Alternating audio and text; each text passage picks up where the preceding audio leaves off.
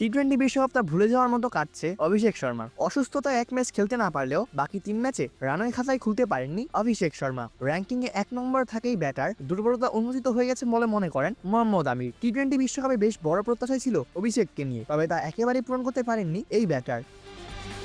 এই ক্রিকেটারকে পাকিস্তানের বিপক্ষে ম্যাচের আগে শুধুই স্লোগার বলেছিলেন মোহাম্মদ আমির। পাকিস্তানের জনপ্রিয় টক শোতে অভিষেককে নিয়ে কথা বলতে গিয়ে আমির বলেছিলেন, আমি যতটুকু দেখেছি সত্যি বলতে ওকে আমার স্রেফ একজন স্লোগার মনে হয়েছে। আমার মনে হয় না ওর টেকনিক খুব একটা জুৎসই। ও এক জায়গায় দাঁড়িয়ে থাকে আর যায় বল যেন ওর পছন্দের জন্য পড়ে। যখন দেখবো একটু মুভমেন্ট বা সুইং থাকা বল ও দারুণভাবে সামলাচ্ছে, শুধু তখনই আমি ওকে বলতে পারবো প্রকৃত ব্যাটার। আমিরের মন্তব্যের পর পাকিস্তান ও নেদারল্যান্ডসের বিপক্ষে ডাক মেরেছেন অভিষেক। সর্বশেষ 7 ইনিংসে 5 রানে আউট হন এই তারকা ক্রিকেটার।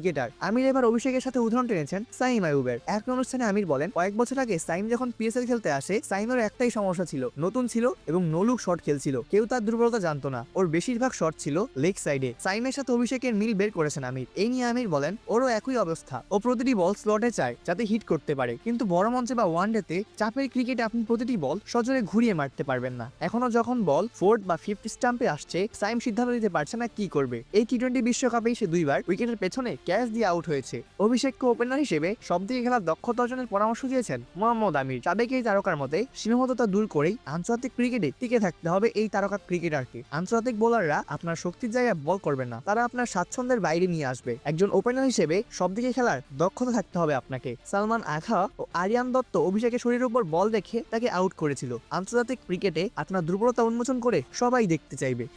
অপূর্ব দাস, প্লেবাস নিউজ।